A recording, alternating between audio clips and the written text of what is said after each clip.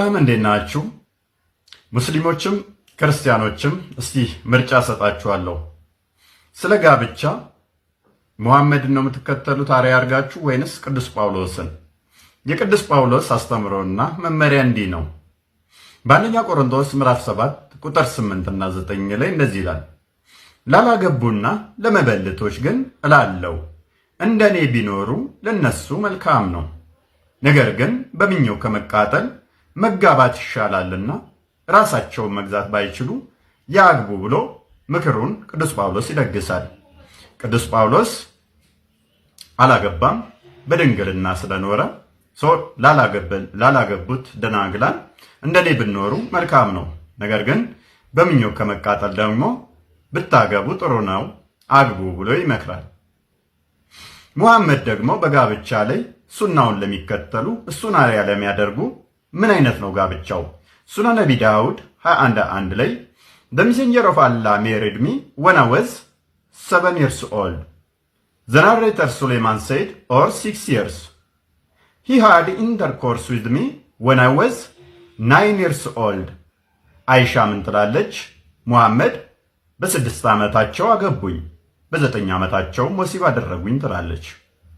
በ56 ዓመቱ የ6 ዓመት ሕፃን ልጅ ነብይ ዛሬም መሐመድ ነገም መሐመድ እያሉ በሙዚቃ እንዲጽናኑ አድርገናቸዋል። ጸጋና ሰላም ይብዛላችሁ። እንዴት ናችሁ? እንግዲህ ሰሞኑን የመሐመድ የሚለው ስም እንዲያሸማቅቃቸው እያደረገን እንደሆነ ጥሩ ማሳያ ነው። ምክንያቱም በጣም ታላላቅ ቲክቶከሮች፣ ዩቲዩበሮች ራሱ በሙዚቃ እየተጽናኑበት ያለበት ሁኔታ ነውና ይሄን ነበር የምንፈልገው። ባይዘው ሁላችሁም እየነቃችሁ በሙዚቃ ለሰሞኑ ትጽናናላችሁ። መለስ ብላችሁ ግን ስለ ነብያችሁ ሲራ ማንበባችሁ ስለማይቀር ማለት መሐመድ ምን ያህል እንደሚያሳፍራችሁ ማሳያው ከሙዚቃው በስተጀርባ በመሐመድ ዙሪያ ገብታችሁ አታውቁም፣ ውይይት ላይ ማለት ነው። እኛ ባላችሁት ርዕስ በኢየሱስ አምላክነት ዙሪያ ገብተን ተወያይተናል። በስላሴ ዙሪያ ገብተን ተወያይተናል። እስቲ እውነተኛ የአምላክ አገልጋይ ማን ነው? መሐመድ ወይስ ጳውሎስ? እስቲ የመሐመድ ስብዕና ላይ ኑ ግቡና ተወያዩን ተብላችሁ ግን ገብታችሁ አታውቁም። ምን ያህል አንገታችሁን እንደሚያስደፋችሁ ስለምታውቁ የመሐመድ ስብዕና ምን ያህል እስልምና ዜሮ እንደሚያስገባው ስለምታውቁ ማለት ነው። ስለዚህ በተደጋጋሚ ወንድሞች የውይይት ጥሪ አቅርበውላችሁ ያልገባችሁትም ከዚህ አንፃር ነውና መሐመድ ግብረ ሰዶምን በትክክል ፈቅዷል ያልኩበትን በማስረጃና በመረጃ እናሳይ። ሳሂህ ሙስሊም 1451 ላይ እንደሚታወቀው ኡሙ አልፈደል የዘገበው ሐዲስ ነው። አንድ ሰው መጥቶ ወደ አላህ መልእክተኛ ወደ መሐመድ ገባና ምን ብሎ ጠየቀ? የአላህ መልእክተኛ እኔ ሚስት ነበረኝ፣ ከሷ ሌላ ሁለተኛ ሚስት አገባው። የመጀመሪያ ሚስቴም ሁለተኛ ያገባዋትን ሚስቴን ጡቷን አጠባቻት፣ ሁለቴ አጠባቻትና ምን ላድርግ ብሎ ለመሐመድ ጥያቄ ጠየቀ። እንግዲህ ይሄ ሰው ሁለተኛ ሚስት አገባና ከመጀመሪያ ሚስቱ ሌላ ማለት ነው። ሁለተኛ ሚስት ሲያገባ የመጀመሪያዋ ሚስት ቀናችና ጡቷን አጠባቻት ሁለተኛዋን ማለት ነው። እንግዲህ ሴት ለሴት ጡት ሲጠባቡ ማለት ነው። ሁለቴ ነበር ያጠባቻትና ይሄ ሰው ደግሞ 5 ካጠባች ነው ዝምድና ሊኖር የሚችለው። ምክንያቱም በሱራ 4 ቁጥር 23 ጀምሮ ያጠቧችሁ እናቶቻችሁ በእናንተ ላይ እርም ናቸው ይላል። ጡታቸውን ከጠቡ ዝምድና ይመጣል ተብሎ ስለሚታመን ማለት ነው። ማግባት አይቻልም። የሷንም ልጅም ያችንም ሰው ማግባት አይቻልም። ኦኬ፣ ጡት ከተጠባ ጋብቻ አይኖርም ማለት ነው። ዝምድና ይመጣል እና ያጠቧችሁን እናቶቻችሁን አታግቡ ብሎ ሱራ 4 ቁጥር 23 ላይ ስለሚናገር ይሄ ሰው ሁለተኛ ያገባዋትን ሚስቴን የመጀመሪያዋ ሚስቴ ጡቷን አጠባቻት ሁለቴ እና ምን ላድርግ ብሎ ሲጠይቅ አላህ መልእክተኛ ምን ብሎ መለሰ? አንድ ጊዜ ወይም ሁለት ጊዜ ጡት ማጥባት ጋብቻን እርማ ያደርገውም አይከለክለውም ብሎ መለሰ ማለት ነው። እንግዲህ ያስቡት፣ ሴት ለሴት ጡት ተጠባብተው ከዛ ወደ መሐመድ መጥተው ነብዩ ሆይ ሚስቴ የሁለተኛዋ ሚስቴን ጡቷን አጠባቻት ምን ላድርግ ብሎ ሲጠይቀው 5 ካልሆነ 2 ብቻ ከሆነ ያጠባቻት ችግር የለውም ጋብቻችሁ እርማ አይሆንም ብሎ መለሰ ማለት ነው። ሴት ለሴት ጡት መጠባባትን የፈቀደ ብቸኛው ግብረ ሰዶማዊ ነብያችሁ ነው። እንግዲህ አንገታችሁን እያስደፋችሁ ያለው ሙስሊም ወገኖቻችን በሚያሳዝን ሁኔታ እንግዲህ አንድ ነብይ ስብዕናው የዚህን ያህል የዘቀጠ ከሆነ እንዴት ብላችሁ እናንተ አንገት ደፍታችሁ በሱ ስብዕና ለትወያዩ ትችላላችሁ? ሰይጣን ሲያሽከረክረው የነበረ ነብይ እንዴት ብላችሁ እውነተኛ ነብይ ነው ብላችሁ ለትወያዩለት ትችላላችሁ? እውነተኛ ነብይ ነው ከሚለው መጀመሪያ ጤነኛ ሰው ነበርን የሚለውን በመጀመሪያ ማረጋገጥ ይኖርባችኋል። ምክንያቱም ሲባል ሱናን አቢ ዳውድ 3960 ላይ ሰሚት የዘገበው ሐዲስ ማለት ነው የተረከው ሐዲስ የአላህ መልእክተኛ አይሻ እንዲያለች የአላህ መልእክተኛ እጄን ጸጉራቸው ላይ ጫንኩኝ የአላህ መልእክተኛ ላይ እጄን ጸጉራቸው ላይ ጫንኩኝ ሰይጣን አለብህ አልኳቸው እሳቸውም ሰይጣን አለብሽ አንቺም ብለው ጠየቋት ማለት ሰይጣንሽ መጥቷል ብለው ሲጠይቋት አይሻን የአላህ መልእክተኛ አንተስ ሰይጣን አለብህ ስትለው ምን አላት አው ግን እስልምናን ተቀብሏል አላት መሐመድ ላይ ያለው ሰይጣን ሻሉ አላህ ብሎ እስልምናን የተቀበለ ሰይጣን እና መሐመድ ቃል በቃል ሰይጣን አለብኝ ብሎ ያመነ ብቸኛ ነብያችሁ ነው ሰይጣን ሲያሽከረክረው የነበረ ነብይ እንደዚህ አይነት ግብረ ሰዶማዊ ነገሮችን የፈቀደ ነብይ እንዴት ብላችሁ ደፍራችሁ ልትወያዩለት ትችላላችሁ ሙዚቃ ዘላለማችሁን ስትጽናኑ ትኖራላችሁ እንጂ በነገራችን ላይ በጣም የምንፈልገው ነገር ይሄ ነበረ በአንድ ሻወርና በአንድ ሌሊት ከ11 ሴቶች ጋር ወሲብ የሚያደርግን ግለሰብ ለኔ ሞዴሌ ነው ብሎ ተከትሎ በሱ ላይ ውይይት ሊመጣ የሚችል ሙስሊም ስለሌለ ማለት ነው ማስረጃ አልባ እንዳትሉት ሰሂህ ቡኻሪ 268 ላይ መሐመድ በአንድ ሻወር ከ11 ሴቶች ጋር ወሲብ ይፈጽም ነበር ጸጋና ሰላም ይብዛላችሁ ማይኩን ሼር አድርግለት ሚዩትን አዛ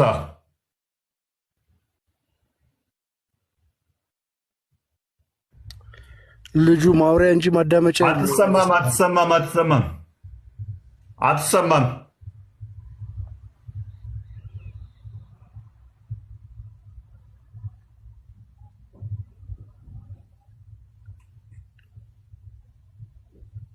ሚዩት አድርጌው ነበረ ሚዩት ማንሳት እንኳን አያውቅም ማለት ነው ምክንያቱም እየጮሁ ነው ተሰባስበው እኮ ነው ያሉት ብዙ ሰዎች ናቸው ብዙ ናቸው እንግዲህ እነኚህ ሁሉ ናቸው አሁን ሊያርዱኝ ቢላ እያሳዩኝ ያሉት ማለት ነው ሚዩት ነህ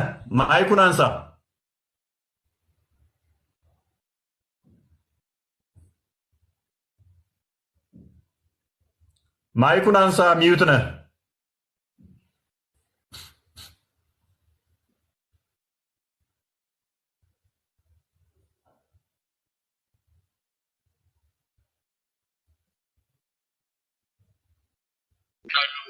ማገኘውን ተመኘ መሐመድን ገድዬ ነው ገላችሁ አሁን ዛሬ አሸባሪ ቢሉ እኔ አንድ ጋዜጣ ያነበብኩ ነበር መኪና ፈነዳ 30 ሰው ተደበደበ በጥይት ተመቱ 4 ሰው ጋይ ወረደ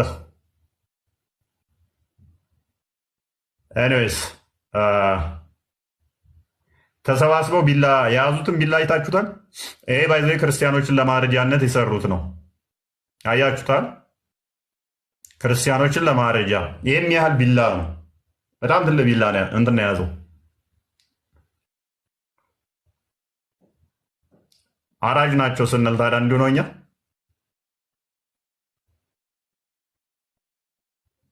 አቡ አይደር ያስተማረበትን አስታወስከው እፎይ ስንቶቻችሁ በየቤታችሁ ቢላ ከጎረቤት እንቁላል አንበላም ስጋ አንበላም ወተት አንጠጣም ፕሮቲን ነገር አይደል ባጠቃላይ ወተት አንጠጣም ፕሮቲን ካልን ባቄላ እንበላለን አይደል ይኸውልሽ አሁን ብዙ ሰው እንደዛ ይመስለዋል ኃይል ከሚሰጥ ምግብ ይላል የሚገርም ነገር ልንገርሽ ትግስቴ እሺ እነዚህን ምግቦች የማንበላበት ምክንያት በሴክሹዋል ሪሌሽንሺፕ በወንድና በሴት የግብር ግንኙነት የመጡትን ነው የማንበላው የምንጾመው በግብር ለምሳሌ እንቁላል የወንድ ዶሮና የሴት ዶሮ ግንኙነት ነው ትክክል በግ ብንበላ የወንድ በግና የሴት በግ ግንኙነት የፈጠረው ነው ውጤት ነው በሬም እንደዛው ነው ስለዚህ በጾም ሰዓት በግብር በወንድና በሴት ግንኙነት የመጡ ምግቦችን ነው የምናቆመው የፕሮቲን ምግቦች እንደዚህ የምንላቸው አስተማሪው ሲያስተምር የማዳበሪያ ነው ሚስጥራዊ ነገር ግን በግብር ግንኙነት የመጡትን እነዛ እናቆማለን ለምሳሌ ማር እንዴት ትበላላችሁ አንድ እህቴም ጠይቃኝ ነበር አንድ ነጭ ነውና ጠይቋት ነው ወተት አሳጠጡ እንዴት ማር ስትበላላችሁ ማር ማለት በጣም እንትን አለ ማለት ማር እኛ የምንለው ምንድነው ንብ በድምጽ ነው ሩካቤው ግንኙነት የለውም ይነሱ በድምጽ ነው ማር የሚመጣው ስለዚህ ከዚህ የተነሳ ነው እህሎችን አታክልት ነገሮችን የምንመገብበት ምክንያት ራሱ እስከዚህ ደረጃ ድረስ ያሉ ናቸውና በጣም ወሳኙ ነገር ምንድነው መሰለሽ ከህግ ሁሉ ከትእዛዝ ሁሉ የመጀመሪያ ጾም ነው ከአስርቱ ትእዛዛትም በፊት የተነገረው ገነት ውስጥ ገና እያለ ጾም ነው። አትብላ አትብሊ የጾም እኮ ትእዛዝ ነው። ዛፉ ብዙ ሰው ምን ይመስለዋል? ዛፉ እንትን ያለው ይመስለዋል፣ መርዝ ያለው ይመስለዋል። በፍጹም እግዚአብሔር መርዝ ያደረገውና የፈጠረው ፍጥረት የለም። ምንድነው ችግሩ? ትእዛዝ ማፍረስና ትእዛዝ መጠበቅ ነው። እና የሞትን ዛፍ ቀጥፎ በላ ብለን ስንሰማ ዛፊቱ የሞት የምትመስለዋለች አይደለም። ትእዛዝ የማፍረስና ያለ ማፍረስ ነው። ስለዚህ የጾም ትእዛዝን ያፈረሱት ዮሐንስ አፈወርቅ ታላቅ ቅዱስ አባት ነው። ምን ይላል? የጾም መድኃኒትነት ገና ሳንወድቅ በገነት ውስጥ ከታዘዘልን ወድቀን ሳለንማ ይሄ መድኃኒት እንዴት አያስፈልገን ይላል። ትልቅ አባባል ነው። በሌላ ስፍራ እዛ እንትኔ ላይ በደንብ ጠቅሼዋለሁኝ። እና ለምሳሌ ወፍ የሚበራው 2 ክንፍ ሲኖረው ነው። አውሮፕላን ሞዲፋይ የሚደረገው ከወፎች ነው። 2 ክንፍ ይኖረዋል፣ ይበራል። 2 ክንፍ በጣም የተሰጡት ለሰው እንዲበር ጾምና ጸሎት ናቸው። በእነዚህ በ2 ክንፍ ወደ ሰማይ መውጣት ይቻላል። በጾምና በጸሎት ለሰው የተሰጡ ናቸው። ስንጾም ቅድም እንዳልኩት በኦርቶዶክስ ክርስትና እምነታችን ወደ ማን እንደምንልከው እናውቃለን። ስንጸልይ ወደ ማን ነው? አድራሻው የት ነው? አድራሻው የት ነው? አድራሻው የሚሄደው ወደ ማን ነው? አድራሻው እና ፖስታችን ወዴት ነው የሚሄደው? ስንጽፍ አድራሻ ያስፈልገዋል። አንድ ደብዳቤ ለመላክ ወዴት ነው የሚሄደው? እኔና አንቺ ስንነጋገር አሁን በዚህ መርሃ ግብር ላይ የሚመለከቱን ሰዎች አድራሻዎቻችን ናቸው። ወደ እነሱ ቃላችንን እያሸጋገር ነው፣ እነሱ ደግሞ ወደ ላይ ያሸጋግራሉ። አድራሻ አለው ሁሉ ነገር። ስለዚህ የጾምና የጸሎት ጉዳይ ከዛ ጀምሮ የታዘዘ ስለሆነ ጾም ምንድነው ለሚለው መልአክ መሆን ማለት ነው። መልአክትን መሆን ማለት አይበሉም አይጠጡም፣ ምስጋና ነው። በዛይ ሰዓት መልአክ ሆነሽ ነው የምትቀመጪው። በዛይ ሰዓት ውስጥ ያቺ ሰዓት መልአክ የምትሆኝበት የወደፊቱን የምታስቢው አትበይም። ወደ እግዚአብሔር መንግስት ስትሄጂ ምስጋና ብቻ ነው በቃ። እዚህ ምድር ላይም እኮ ሳይበሉ የሚኖሩ ሰዎች አሉ። ቅድም ለምሳሌ ያነሳ ነው አይን ጾም፣ ጆሮ ጾም፣ አፍ ጾም ገዳማውያን ናቸው የሚችሉት ብለሽ ነበረ። እና ገዳማውያን እነሱ ናቸው። እኛ እንሞክራለን። ጦር ሜዳ እየተዋጋ አንድ ሰው ቢቆስል ማይፈርድበታል? ዝም ብሎ ሄዶ ግን እጁን ቢሰጥስ ቢማረክ አይፈረድበትም? ዝም ብሎ ሄዶ ሳይዋጋ እጁን ቢሰጥ ይፈረዳል። ልክ አይደለም። እንደውም ክስ አለ በጦር ኃይሎች እኮ ፍርድ ቤት ዝም ብሎ ቢማረክ ማለት ነው። እየተዋጋ ግን ቢቆስል ጀግና ይባላል። ስለዚህ አሁን እናንተ ጀግና ናችሁ፣ እየጾማችሁ እየጸለያችሁ ብትወድቁ ብትነሱ ጀግንነት ነው። እጅ አለመስጠት ነው። መጾም ያስፈልጋል፣ መጸለይ ያስፈልጋል፣ መስገድ ያስፈልጋል። እና ሳይንሱ ራሱ አሁን ጥቅም አለው ብሎ ደረጃዎች ያስቀመጠ። እንቁላል አንበላም፣ ስጋ አንበላም፣ ወተት አንጠጣም ወተት አንጠጣ። ፕሮቲን ካልን ባቄላ እንበላለን። ይኸውልሽ አሁን ብዙ ሰው እንደዛ ይመስለዋል። ኃይል ከሚሰጥ ምግብ ይላል። የሚገርም ነገር ልንገርሽ ትዕግስቴ። እነዚህን ምግቦች የማንበላበት ምክንያት በሴክሹዋል ሪሌሽንሽፕ ሲደመር ቂጥ በል እጅ አለው አይደለ? 2 ቀኝ እጅ ጨምርበት። ምን መጣ?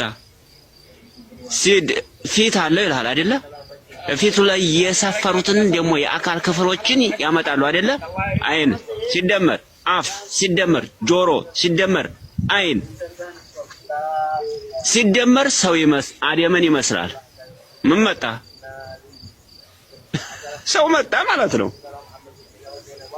ለው እጅ አለው አይን አለው ምናምን ብለን እንዴት ፍጡሩን አይመስልም ይባላል? አደምን ይመስላል ምን አለ ደግሞ የውሃብያን ማለት የሚናገሩትን ነጥቦችን ስብስብ አድርገው አንድ ቀን ስለ እግር ነው የሚያወራ አይደለ? ስለ ፊት ነው የሚያደርገን። ሌላ ቀን ደግሞ በተለያየ ቀናቶች ስለሆነ ሌላ ትረሳዋለህ። እኛ የሰው ልጅ ስለሆነ እንረሳለን። ግን የሚናገሩትን ነጥቦች ተሰበስበዋለህ። ሰብስበው መጀመሪያ ምን ትላለህ? እግር ሲደመር ትላለህ። እግር አለ ይላል አይደል?